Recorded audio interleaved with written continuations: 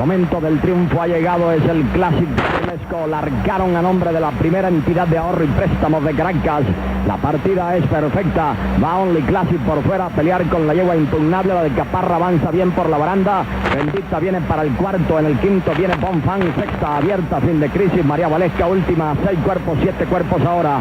Pasaron frente a las tribunas en el Clásico Burlesco, segunda válida del 5 y 6 electrónico, y vienen girando la primera curva cuando Impugnable viene a la punta. La Alcaparra la va a pelear por dentro, la Impugnable cuatroañera peleando con la potra, la Alcaparra cabeza a cabeza. Bendita tranquila en el tercero, Only Classic cuarta. María Valesca viene ya acercándose desde el quinto con Bonfan, y última, fin de crisis, del primero al último ahora. 5 cuerpos en plena recta de enfrente del Clásico Burlesco. 24 4 quintos para los primeros 450 exactos en 800. La Alcaparra por dentro, la yegua Impugnable por fuera. Bendita viene por fuera avasallándolas, y Bendita va pasando al primer puesto. Impugnable segunda, la Alcaparra corre ahora en el tercero, en el cuarto avanza María Valesca, para el quinto mejora por dentro Bonfan. Ahora Bendita y la Alcaparra se vienen a pelear la punta.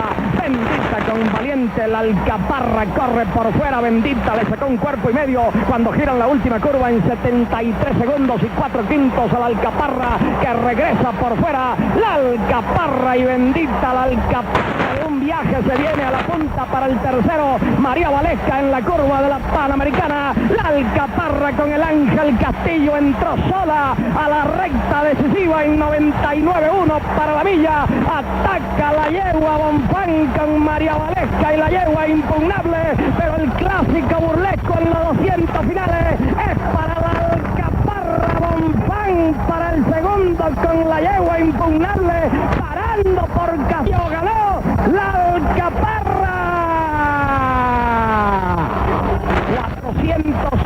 486 el